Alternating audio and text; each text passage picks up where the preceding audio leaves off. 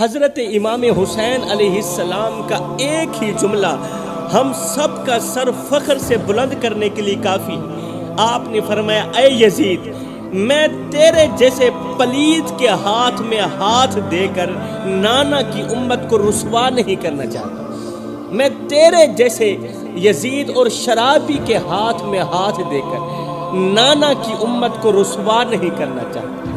کربلا کی سرزمین آج بھی پکار پکار کر کہتی ہے کہ دنیا کی سب سے بڑی فتح تلوار سے نہیں بلکہ کردار سے حاصل ہوتی ہے۔ کربلا کی سرزمین آج بھی پکار پکار کر کہہ رہی ہے، اے لوگو ذرا سوچو، ایک طرف تخت تھا، تاج تھا، لشکر تھا، حکومت تھی، دولت تھی، اور دوسری طرف حسین تھے جن کے پاس حق تھا اور حق بھی تنہا کھڑا تھا۔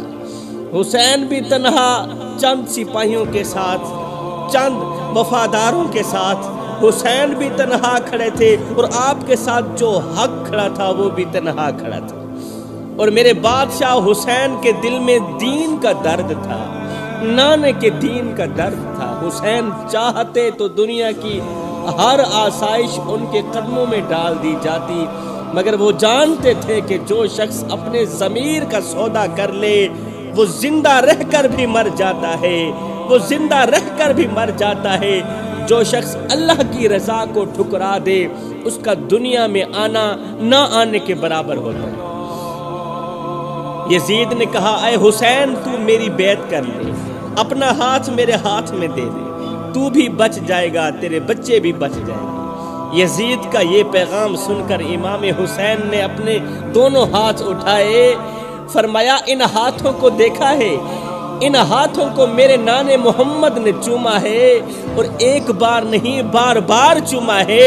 یہ ہاتھ کٹوا تو سکتا ہوں مگر یزید کی بیعت نہیں کر سکتا، یہ ہاتھ کٹوا تو سکتا ہوں مگر یزید کے ہاتھ میں، شرابی پلید کے ہاتھ میں ہاتھ نہیں دے سکتا۔ اللہ اکبر، کیسا منظر ہوگا جب حسین نے دنیا کو یہ پیغام دیا کہ میں اپنی گردن کٹوا سکتا ہوں مگر باطل کے سامنے گردن جھکا نہیں سکتا، میں اپنے خون سے ریت کو سرخ کر سکتا ہوں مگر ظالم کے ہاتھ پر اپنا ہاتھ نہیں رکھ سکتا، بیعت نہیں کر سکتا۔ کتنی عجیب بات ہے کہ ظالم اپنے لشکروں کے ساتھ آیا تھا، ظالم اپنی طاقت کے ساتھ آیا تھا، اور تاریخ کے اندھیروں میں ایسے دفن ہو گیا، ایسے گم ہو گیا کہ آج اس کا کوئی نام لینا گوارا نہیں کرتا، جبکہ حسین صرف چند وفادار ساتھیوں کے ساتھ آئے تھے۔ آج کئی صدیاں گزر گئی، آج بھی حسین کا غلام دنیا کے آخری کونے میں بیٹھ کر کہتا ہے، کیا کہنے میرے بادشاہ حسین تیری وسعت کے، کہ پوری کائنات کے اندر اتنے لوگ یزید کے نام پر جینے کو تیار نہیں جتنے لوگ تیرے نام پر مرنے کو تیار ہیں۔ یزید تو تخت پر تھا مگر اس کی عزت کچرے کے ڈھیر پر تھی۔ ایک طرف ہزاروں کی فوج تھی، دوسری طرف تنہا حسین تھا جو دنیا کے اندھے ضمیر کو آئینہ دکھا رہا تھا کہ حسین کو اگر حکومت چاہیے ہوتی تو وہ مدینے کا امن چھوڑ کر، مدینے کی حکومت چھوڑ کر تپتے صحرا میں نہ آتے۔ وہ جانتے تھے کہ یزید کی بیعت کا مطلب صرف ایک سطر لکھنا نہیں، نبی کے دین پر مہر لگانا بھی ہے۔ امام حسین نے کہا جس دین میں یزید خلیفہ ہو وہاں حسین کا خاموش رہنا حرام ہے۔ علل اعلان کہا تھا جس دین میں یزید خلیفہ ہو، شرابی خلیفہ ہو، وہاں حسین کا خاموش رہنا جرم ہے۔ مدینے کی وہ رات جب بی بی زینب نے اپنے بھائی سے پوچھا، بھائی کیا ہم واپس لوٹیں گے؟ بھائی حسین نے سر جھکا کر کہا، ہم لوٹیں گے ضرور، واپس آئیں گے ضرور مگر کفن میں آئیں گے، ہم لوٹیں گے مگر خیمے جلتے ہوئے ہوں گے، اور وقت گواہی دے گا کہ حق کی قیمت کیا ہوتی۔ حسین نے حج کے احرام کو عمرے میں بدلا اور فرمایا میں طواف کعبہ سے نہیں طواف شہادت سے لوٹوں۔ کوفہ والوں نے ہزاروں خطوط لکھے، ہور نے راستہ روکا، پانی نہ دیا، پانی بند کر دیا۔ حسین نے کہا تیری جنگ میرے ساتھ ہے، میرے بچوں کو کیا قصور ہے؟ تمہاری جنگ میرے ساتھ ہے، میرے بچوں کے ساتھ نہیں ہونی چاہیے۔ میرے بچوں کو پانی دو، اور خاموش کھڑا رہا جیسے ضمیر اپنی قبر میں لیٹ چکا۔ 7 محرم کو پانی بند کیا گیا۔ 3 دن کے پیاسے بچے خیمے کے کنارے آسمان کی طرف دیکھ رہے تھے۔ یزید لاکھوں کا لشکر لے کے آیا تھا، اس کا غرور آسمان سے باتیں کر رہا تھا، اس کے قدموں کے نیچے زمین کانپ رہی تھی۔ وہ ہنکار مار کر کہتا تھا میں حسین کو ایسے مٹا دوں گا کہ نہ حسین کا نام بچے گا نہ کوئی نشان باقی رہے گا۔ میں حسین اور اس کے ساتھیوں کی یاد تک کو دفن کر دوں گا۔ مگر پھر کچھ یوں ہوا کہ علی کے لال نے ایسا گندا کر کے ہرایا یزید کو، ایسا گندا کر کے ہرایا یزید کو کہ آج 14 صدیاں بعد بھی پوری کائنات کے اندر اتنے لوگ یزید کے نام پر جینے کو تیار نہیں جتنے لوگ مولا حسین کے نام پر مرنے کو تیار ہیں۔ پوری کائنات کے اندر اتنے کسی کے گھر نہیں جتنے میرے پیر امام حسین کے گھر ہیں۔ آج صدیاں گزر چکی ہیں، یزید کا نام لینے والا شرماتا ہے۔ یزید کے نام پر جینا تو دور کی بات، ہم تو یزید کا تذکرہ بھی گالی کے بغیر نہیں کرتے، کیونکہ یزید وہ بدنما داغ ہے جسے تاریخ نے بھی قبول کرنے سے انکار کر دیا ہے۔ یزید مٹ گیا، یزید کا محل کھنڈر میں بدل گیا، مگر حسین کی کربلا آج بھی ہمارے لیے جنت سے کم نہیں ہے۔ کربلا سے لے کر آج تک کسی بھی ماں نے اپنے بیٹے کا نام یزید نہیں رکھا، کیونکہ یہ نام گالی سے بھی زیادہ گندا ہے۔ کسی بھی ماں نے اپنے بیٹے کا نام یزید نہیں رکھا۔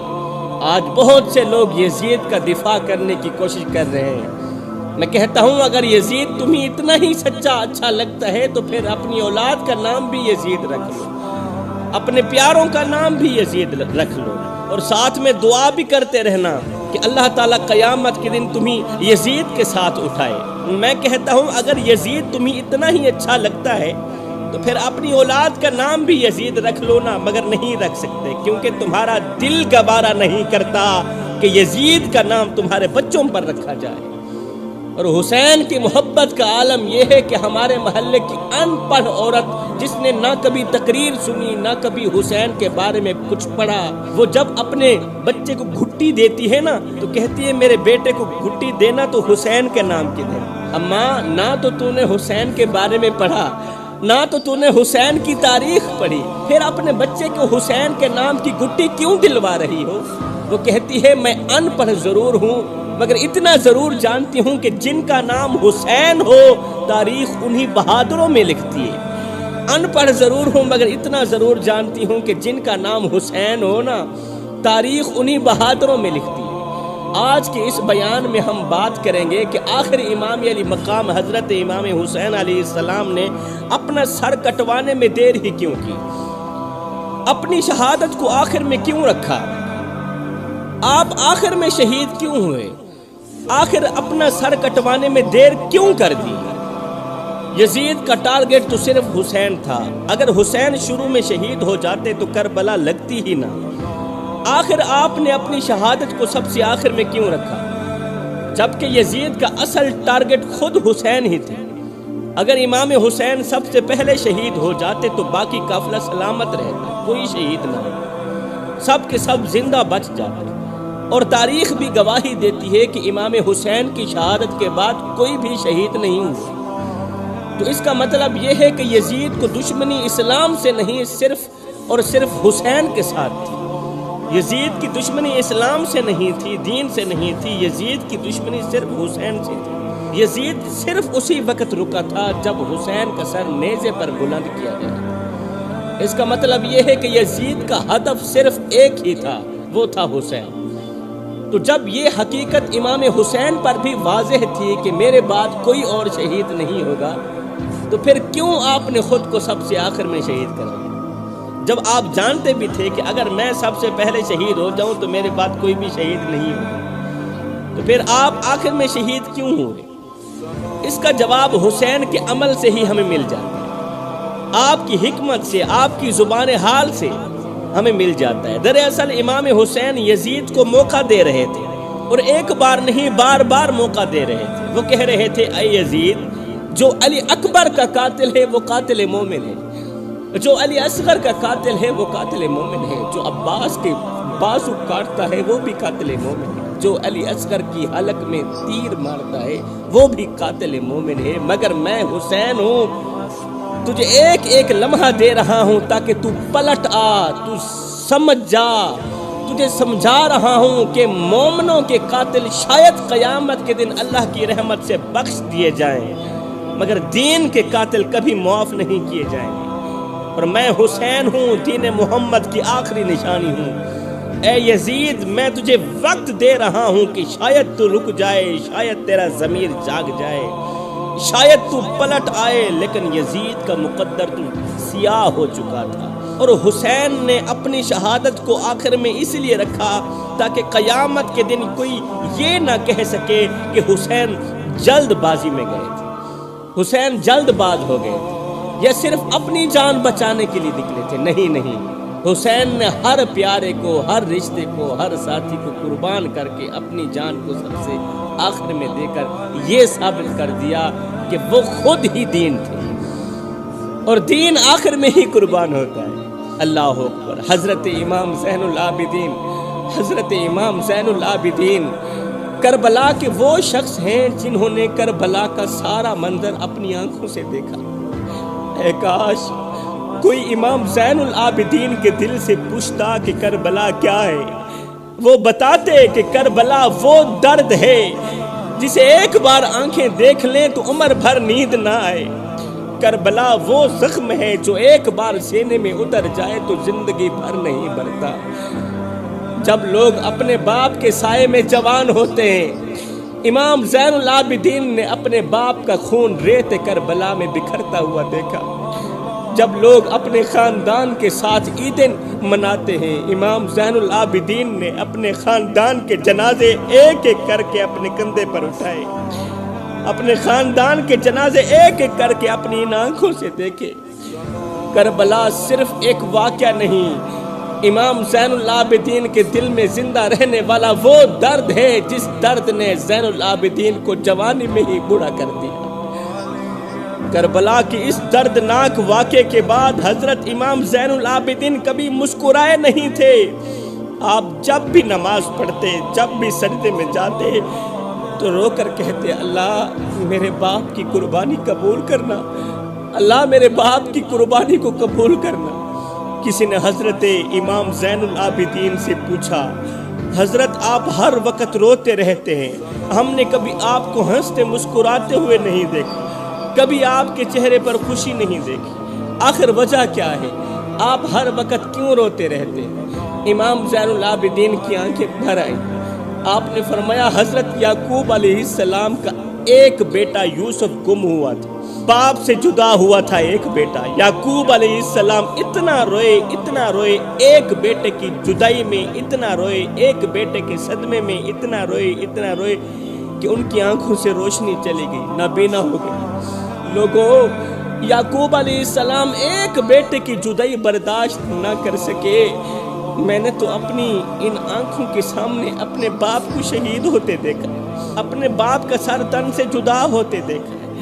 میں نے علی اکبر جیسے شہزادے کو کربلا کی تپتی ریت پر گرتے دیکھا ہے۔ جب مجھے علی اصغر کی پیاس یاد آتی ہے تو میری روح کانپ جاتی ہے، جب مجھے خیموں سے اٹھتی ہوئی آہیں یاد آتی ہیں تو میری آنکھوں سے آنسو نہیں۔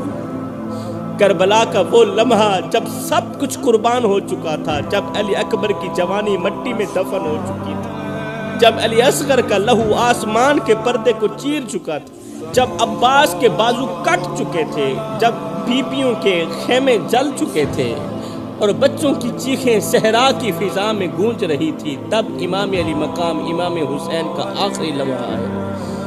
آج امام حسین کا آخری دن ہے، آج امام حسین کا آخری دن ہے۔ شہید ہونے سے کچھ دیر پہلے امام حسین نے اپنی بہن سیدہ زینب کو کہا، اے میری بہن، میری بیٹی سکینہ کا خیال رکھنا، وہ جب روئے تو اسے سینے سے لگا لینا، میرا یہ ننھا پھول جب روئے نا تو اسے سینے سے لگا لینا، کیونکہ آج کے بعد وہ باپ کے پیار کو ترسے گی۔ جب رات کے سناٹے میں میری سکینہ، میری ننھی بیٹی اٹھ کر پوچھے کہ میرے بابا کہاں ہیں، تو اسے جھوٹ مت بولنا، بس اسے اپنے آنچل میں چھپا لینا۔ اور اگر میری بیٹی ضد کرے کہ میں نے اپنے بابا کے ساتھ ہی سونا ہے تو فوراً اسے اپنے پہلو میں سلا لینا، کیونکہ میری سکینہ کو میرے بغیر نیند نہیں آتی، کیونکہ وہ تو سوتی بھی میری انگل پکڑ کے ہے کہ کہیں میرے بابا چلے نہ جائے۔ اور اگر میری بیٹی میرے سر کی چادر مانگے تو اسے میں حسین کے سجدے کی مٹی دے دینا۔